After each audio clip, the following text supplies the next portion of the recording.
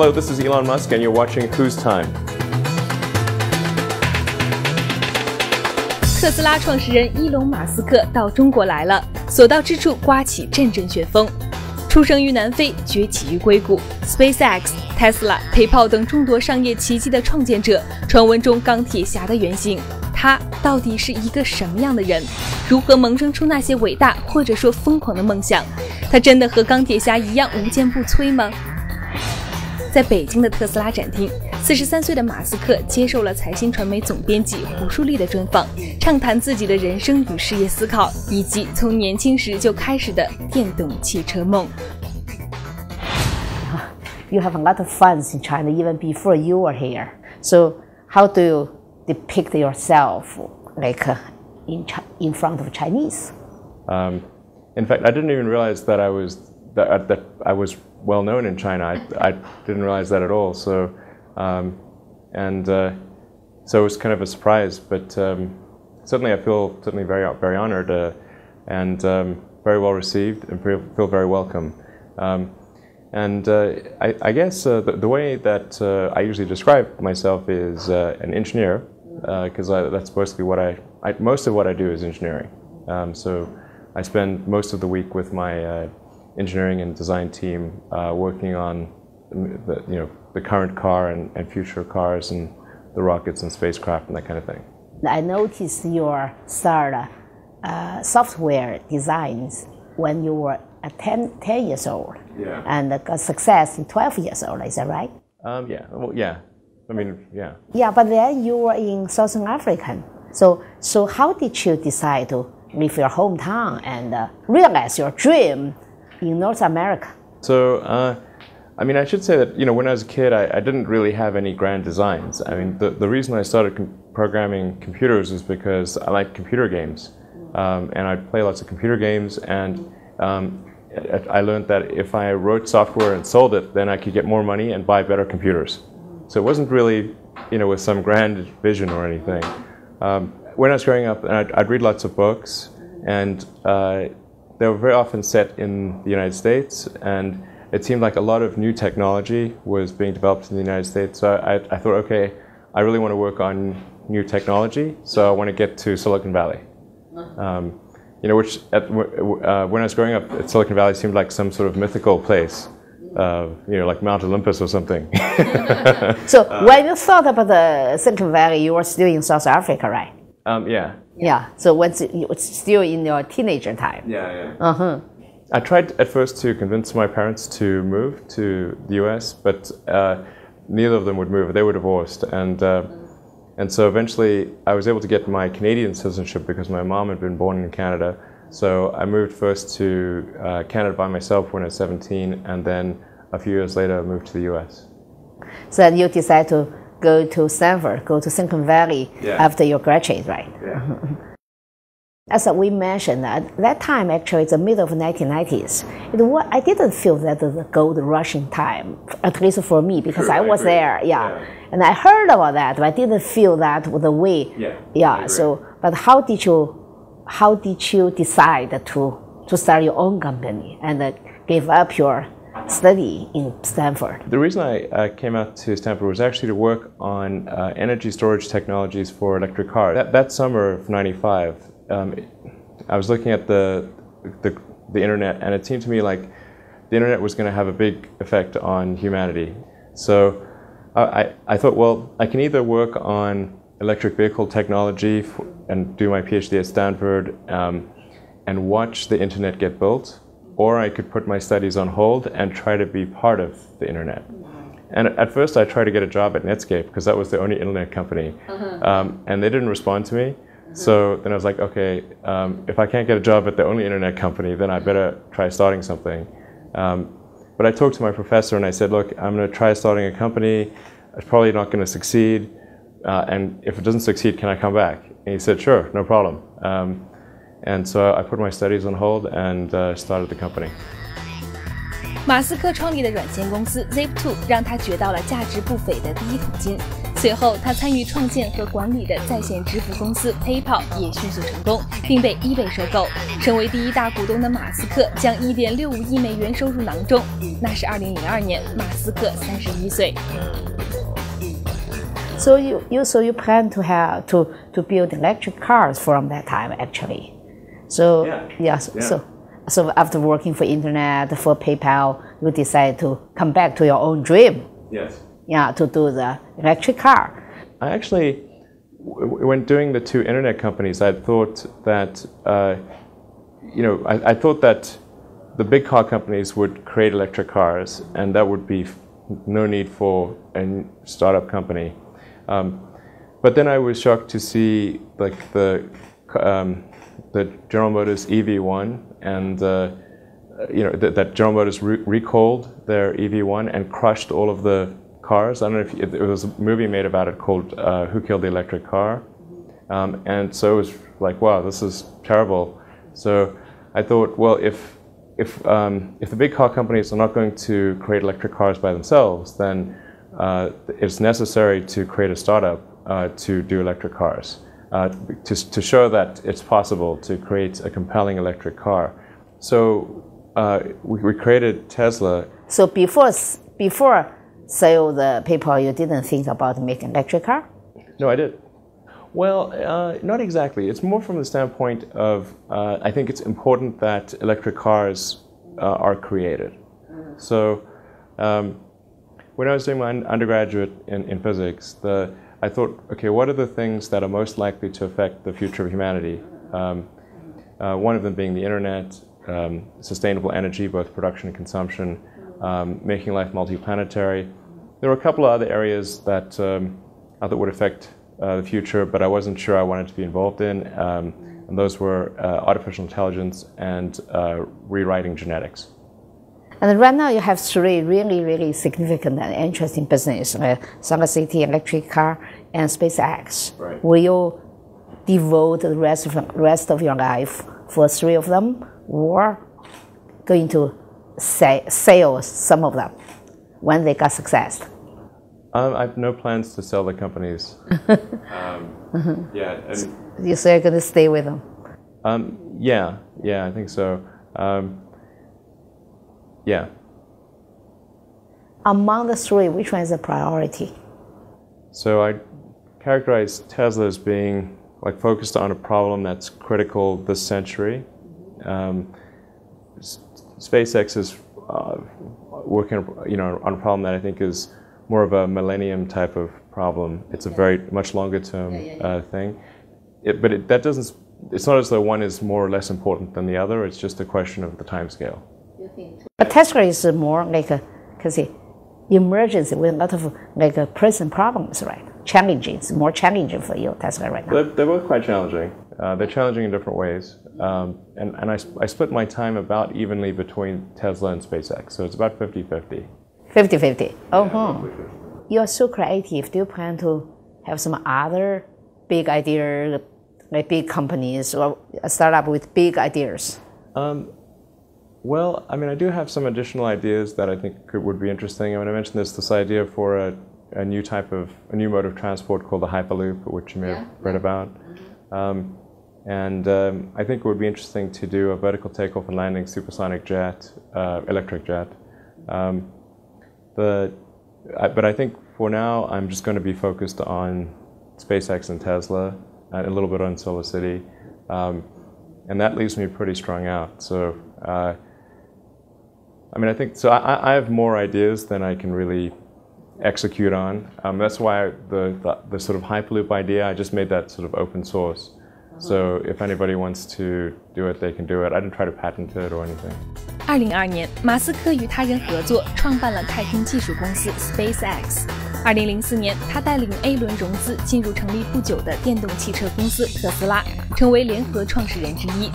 如今10多年过去了 ，SpaceX 已经和美国航空航天局签下10亿美元量级的火箭发射订单，并在研制可回收反复使用的火箭。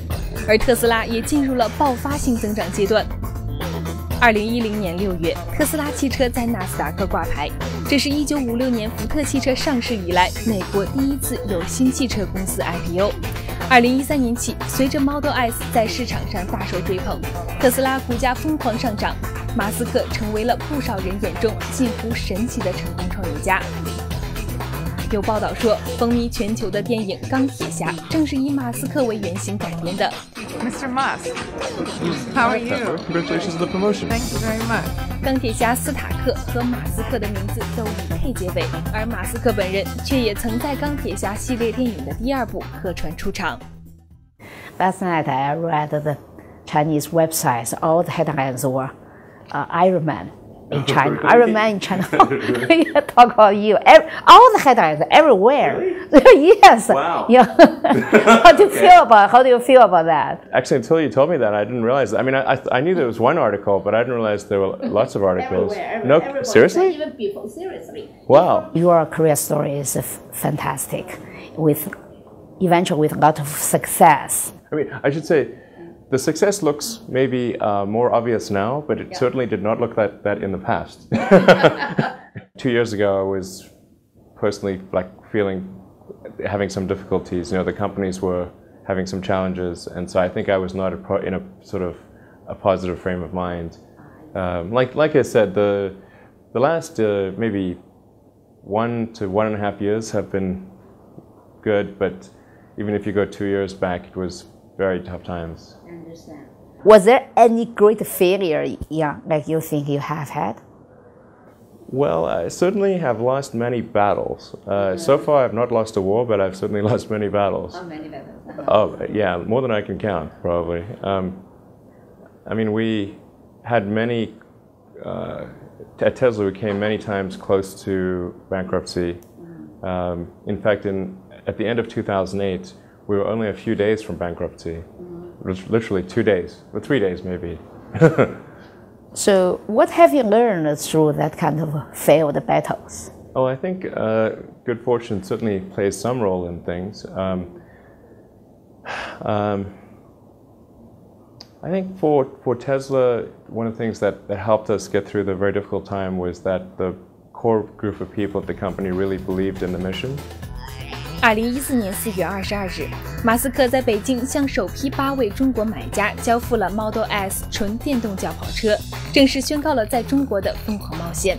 此前，特斯拉在中国水土不服的消息屡见报端，原特斯拉中国区总经理郑顺景离职，进口车身份无法获得补贴，23位来自非京沪地区的特斯拉订单车主因不满交车顺序而集体投诉。之后还有充电配套、售后服务等一系列难题。马斯克打算如何面对这一切？ You know, I was in Palo Alto last January when you announced. I was surprised that you announced Tesla plans to come to China. You used to say China was a wild card. Why did you decide to play the wild card then? Well, I think there's no question China is an extremely important market. I mean, if you reference back the stated goal of Tesla, which is to help accelerate the advent of sustainable transport, if we don't do something in China, then we are not succeeding in our goal. So, what is the biggest challenge you could predict right now in China's market? Well, we've got a lot of work to do because we've got a lot of service centers and charge stations to construct. So mostly it's like we're trying to build our service and charge infrastructure as fast as possible. And I know this, like some of the customers who have ordered a car, they're not in the major cities, so they're a little unhappy with us because we are delaying delivery of their car. In fact, I'm going to apologize to some of them personally and explain the reason we are delaying delivery is because we really want them to have a good experience. But if they're too far from a service center and the charging is not sorted out, then they will not have a good experience. So we're going to delay the cars just for a few months to make sure that they have a good experience. What is Tesla's strategy in China? How are you going to play the card in China? I mean, our strategy is very straightforward. In fact, I mean, I think I mean, I'm a very literal person. So, you know, pretty much take what I say at face value. That's what I mean. So, in the case of China, we want to establish service infrastructure, charging infrastructure throughout the country. So we're going to make a big investment in charging and service. And then probably in about 3 or 4 years, we expect to do local production of cars. Because it's not going to make sense long term to be transporting cars from California to China. It makes more sense to do local market production. And I think we'll probably have an engineering and development center in China as well. According to present policy in China, that means you are going to set up a joint venture with a Chinese partner. Do you have any potential target, like a partner? Or no, what kind of standard are you going to choose as your possible partner? We really have not, we're not engaging in those discussions right now because we are so small as a company. I mean, one needs to crawl, then walk, then run. And we're still in the crawling phase. In fact, today I'm going to be handing over the first cars ever to customers in China. So it's still very early for us. I think maybe we would have discussions in a year or two. Yeah. China also subsidize electric cars. Like, have you heard of that? Subsidies. Yeah. And do you want to get such subsidy, and will you consider the access to subsidy as a condition for your going on business in China? Well, I mean, I think to some extent this has to be obviously a decision of the senior government officials, which is, you know, I think they've clearly stated the goal of having a large number of cars, electric cars on the road in China. So to the degree that we have import tariffs and do not have access to any electric car incentives, then that makes the car more expensive and delays the progress of electric vehicles on the road. So I would certainly hope and request that Tesla have access to these incentives with the clear understanding that we are going to do local production long term, but it's too early for us to do it now. The challenge about the charging network is very, very important, like for an electric car. So what is your plan to build the charging network in China? So we have a technology called the supercharger, which is a very high-speed charging capability. And we are going to be placing superchargers throughout China. So you'll be able to drive almost anywhere. Maybe not the desert in the interior, but almost anywhere on the coast, let's say. And using the Tesla supercharger network. And our superchargers combine high-speed charging with solar panels, which is an important combination to address both the generation of energy and the use of energy. So you don't have to work with like a state grid? We don't have to, and it's possible for us to make the charging stations completely independent of the grid. Because we also add a stationary battery pack. So the solar panels charge the stationary battery pack, which charges the car, which gives a 24-hour-a-day charging capability. However, it's usually still advantageous to connect to the grid because there are times when we will produce excess energy that we can then provide back to the grid because we want each charge station to be energy positive. Now I'm concerned about our smoke weather. You heard about it. Is there any potential impact for solar power? Well, on some days, if it's very hazy, the solar power is reduced. So we have to have more panels in order to generate necessary power. I see. So it's okay. It's going to go through, right? Yeah, it just means we have to have more panels than would otherwise be the case. 特斯拉旋风刚刚席卷中国的时候，无论是媒体还是大众，总会将其与中国新能源汽车的代表比亚迪做比较。此前，马斯克在接受彭博社专访时这样回应与比亚迪的竞争 Mercedes is trying to compete. Why do you laugh? Have you seen their car? I don't think they have a great product. 而比亚迪董事长王传福曾放话，分分钟造出特斯拉。How do you think of Wang Chuanfu and BYD? I mean the head of BYD. Do you take him as your head-to-head competitor? I don't really think about competitors all that much. The goal of Tesla really is to accelerate the advent of electric cars. It's not to take market share away from other companies or do any of that sort of thing. Do you want to meet him? Sure, yeah, I'd be happy to meet him. Yeah. Are you confident with Chinese customers' loyalty to Tesla's brand? Well, I think loyalty is something that is earned. So if we take the actions that deserve loyalty, then we will receive it. That's great. In the new energy field, electric cars and hybrid cars are two future different directions. Which one do you think will be the more hoping direction? I think, everything will be completely electric. It's just a question of when. And for a while at Tesla, we considered doing a plug-in hybrid. But as we got into the details of the design, we found it was just impossible to make a great car, in my opinion, if it's a plug-in hybrid, because you split the baby. So you think electric car is more like the future of the... Absolutely. No, I would say 100%. It's just 100%. Just a question of the timeline. 我觉得今天采访可以说是相当的，我自己是相当的满意，觉得相当的成功。成功在哪儿呢？我觉得主要是我们看到的这个Musk 和媒体描述的珍珠侠是不同的人，他根本就不是什么珍珠侠，他就是一个钢铁侠。哦，I'm sorry。